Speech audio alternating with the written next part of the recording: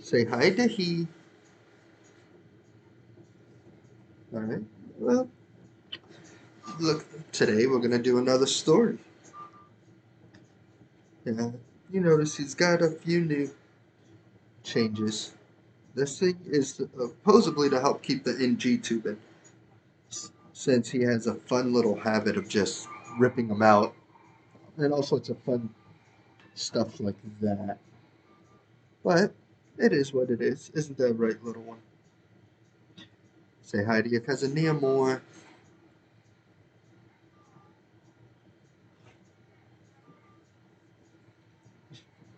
So this story is going to be going for his sisters, of course, for him to listen to whenever we're gone, and for all of you. I hope you've been enjoying it.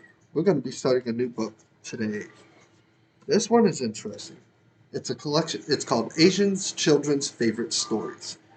Folktales from China, Japan, Korea, India, the Philippines, and other Asian lands. It is retold by David Conger and Liana Romulo, Joan Suyenaga, and Marian Davis Toth.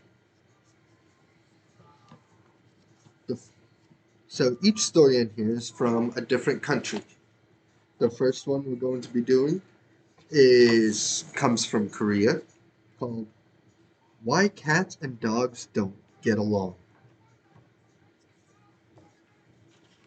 Alright, so here are your pictures.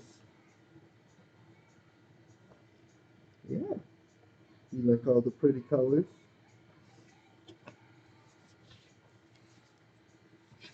Alright. So, some creatures never seem to get along.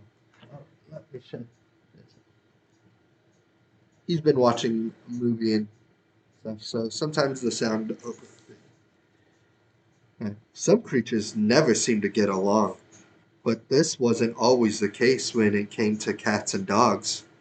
A long time ago, they lived together as friends. This changed forever when a man named Shu saw his luck take a turn for the worse.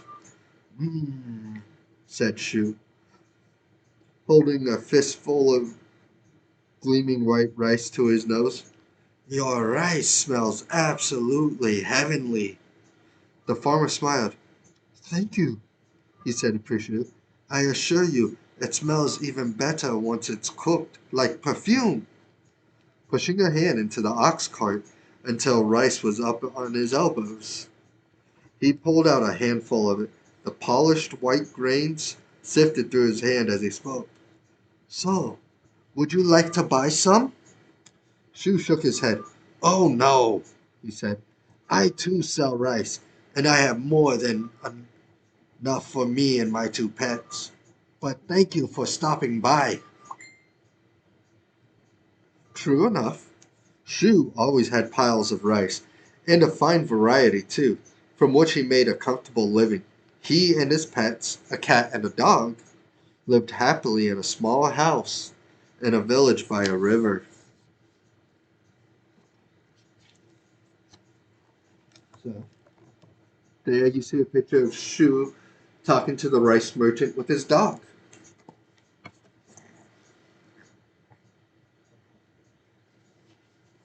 So, but Shu did not grow rice. He did not grow anything, in fact. Everyone in his village wandered where his where his rice came from. But that was Shu's secret. No one knew except, of course, his pets, who were his family. You see, Shu had once given a traveling monk his last bowl of rice and a place to rest.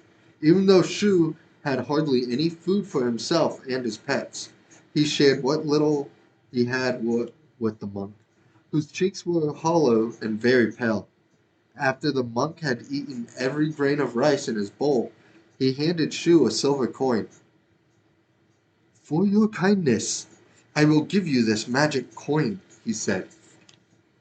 Put this coin in a barrel with a few grains of rice, and the barrel will soon be full. Shu looked at the coin and then into the monk's eyes. Sure, he was joking, but the monk seemed totally sincere.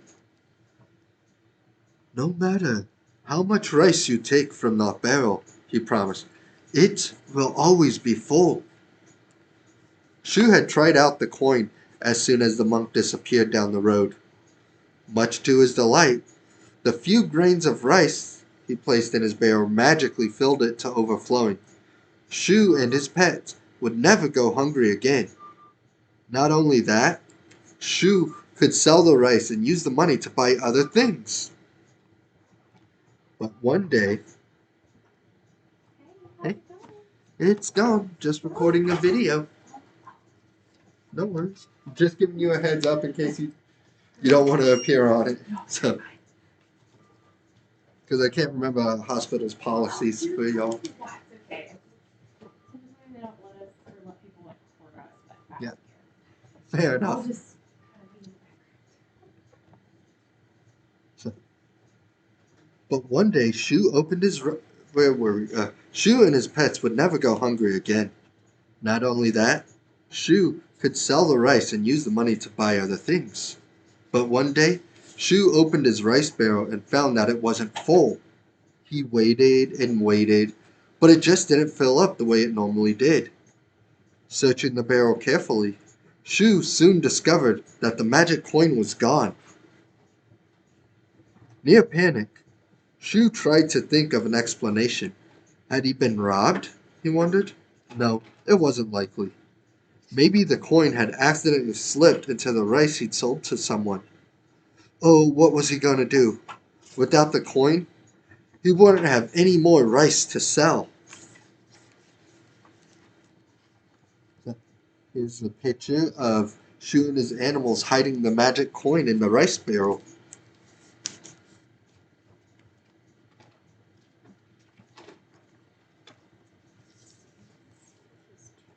Yep. Nothing to be sorry about. Yeah.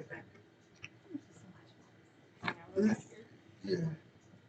Short cords make things difficult.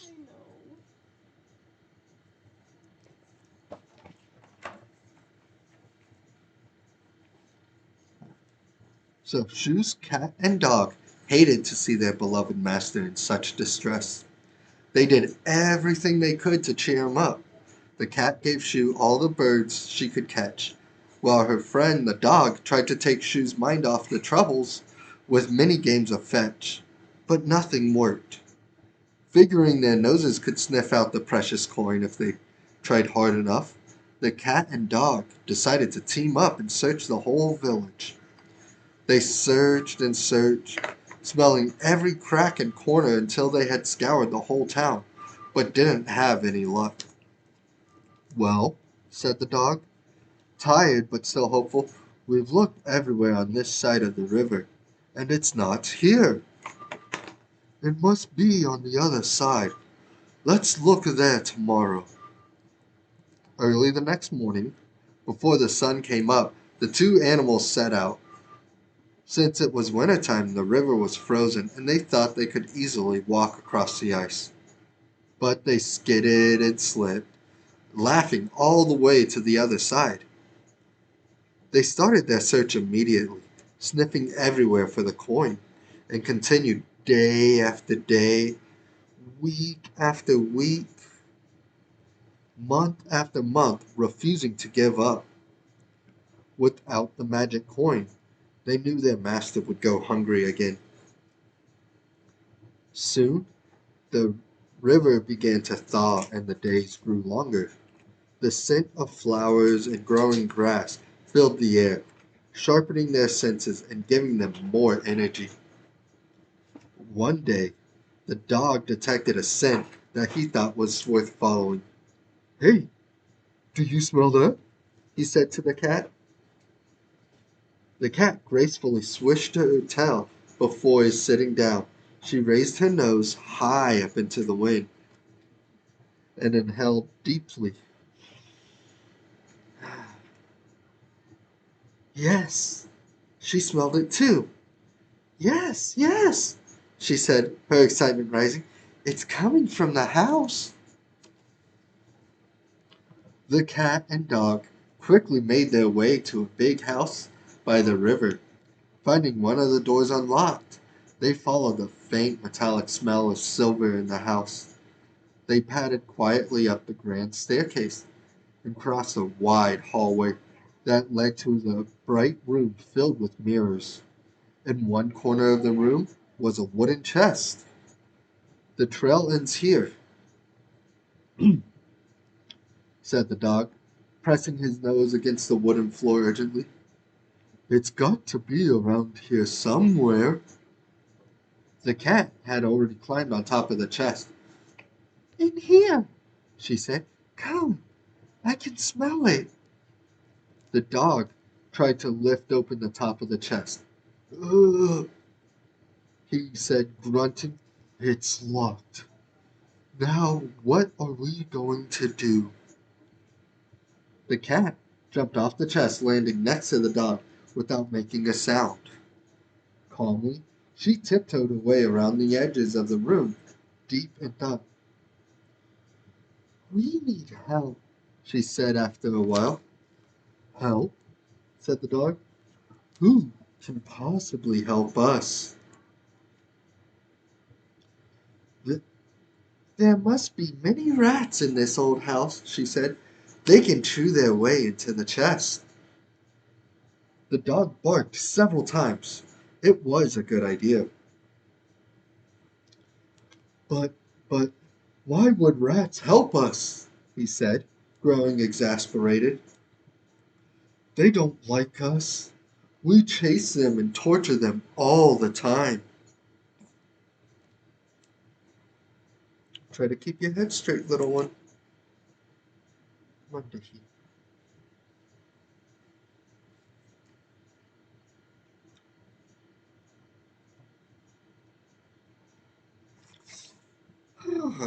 The cat purred and swished her tail. Well, she said, tipping her head to one side, we can promise not to bother them for 10 years. How about that? Oh, big yawn.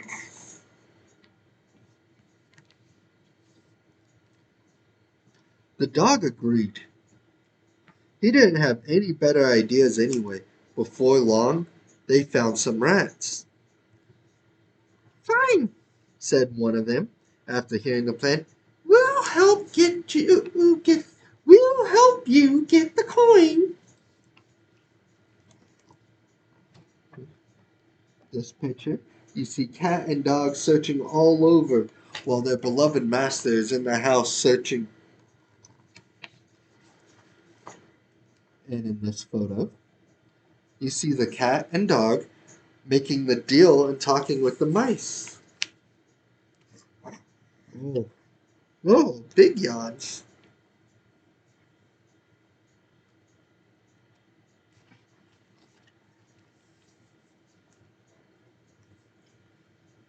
Just as the cat had imagined it, the rats had no trouble gnawing a hole into the chest. In a matter of minutes, their search was over, and they had the magic coin back. At long last, the cat and the dog could go home to their master. Triumphant and bursting with excitement, they stepped out into the sunny yard and made their way over the river, eager to cross back from home. But they soon realized they had a big problem. The ice had melted and the weather was so warm that a group of boys were swimming and playing along the water's edge. How will we ever cross this river? Cried the cat. I can't swim. But I can, said the dog, wagging his tail. You hold the coin in your mouth. The dog, and climb on my back. I can carry you across. The cat did as he said, clinging to the dog as he waded into the river. The dog valiantly paddled against the current, barely keeping his head above water. One of the boys soon caught sight of them. Look at that, he said, pointing at the cat and dog. I've never seen a boat like that before." The other children looked over and began to laugh, but the dog was determined to cross. Panting, he kept his eyes on the opposite bank and stayed on course. On top of the scared and shivering cat hung onto the dog with all her might. She dug her claws into his back, deeper and deeper. "Oh, are you okay up there?" the dog asked, knowing how afraid of water his friend was. But before she could answer, the children began laughing hysterically. "Look at them bobbing up and down," they said, giggling. The dog ignored the commotion all around him. His only thought was to bring the coin back to his master. But in spite of her fear, the cat couldn't keep a straight face. She began to think about how silly she must look at the children. All wet and shaking, no matter how hard she tried, the cat couldn't stifle her laughter. When she finally lost control and began to laugh, the silver coin slipped out of her mouth, immediately sinking to the bottom of the river. "Ah!" she cried. "I've dropped the coin!" As soon as he heard those words, the dog plunged into the rushing water to save the coin. He was so angry with the cat that he didn't care if she could swim or not. After having searched for the magic coin for months, the foolish cat had lost it.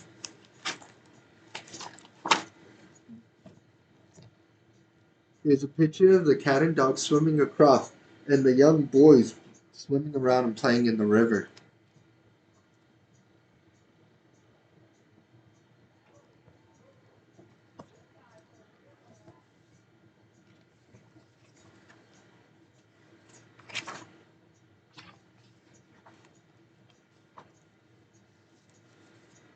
But no matter how long the dog stayed underwater, no matter how hard he looked, there was no sign of the coin. It had disappeared.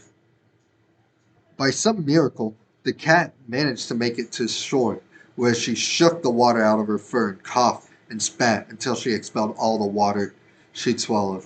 But things would never be the same again between her and the dog.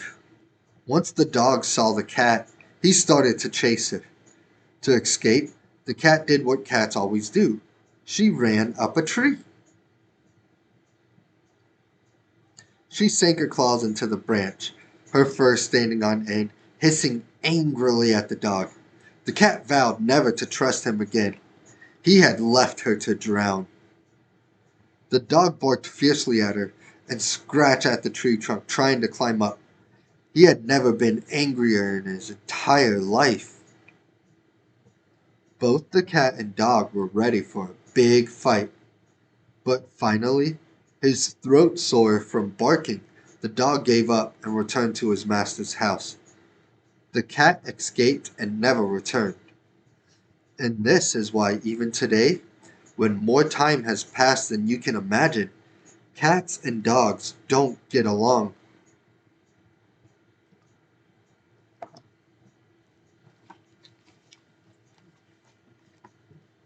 Here's a picture of the cat and dog. Cat in a tree, hiding, hissing, scared, obviously, and the dog fiercely barking. Can you bark? Nah, you don't even know what a bark probably is. Oh, don't. Somebody's falling asleep. But what do you think happened to Shu? He was so happy that at last one of his pets came home. He almost forgot about the missing coin. The dog could not forget, though. He couldn't stand to see his master suffer hunger or bear the cold winter. So he sat beside the river each day, trying to figure out a way to get the magic coin back. One day, the dog saw a fisherman pull a large fish from the water. When the man cut it open, out fell the magic coin. The dog quickly grabbed the coin with his mouth and ran home to his master, who was very pleased to see the coin again. Together, they reopened the small rice shop and lived out the rest of their lives very happily. And the last picture is of Shu and the dog selling rice again. So it would seem that both the Shu and the dog were able to live happily after getting the magic coin back. But the friendship was lost.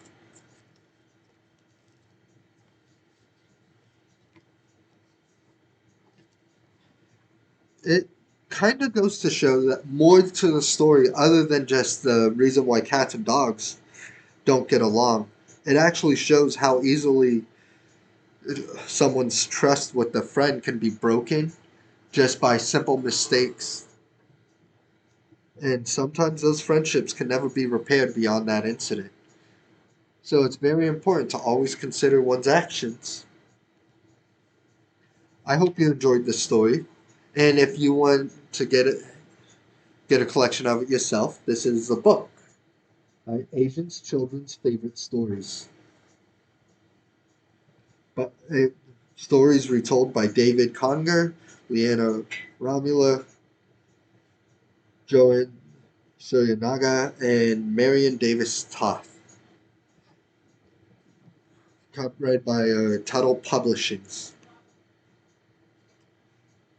I will leave in the description. I will write in the book title and author. That way, if you're interested, and with parents' permission, if you need it, or guardian, you can sit there and get the book to read along with the stories.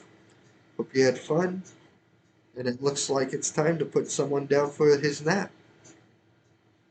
Thank you again. Girls, we miss you. Love you, Nia Moore. Hope you stay healthy. Everyone else, thank you, and I hope you enjoyed it.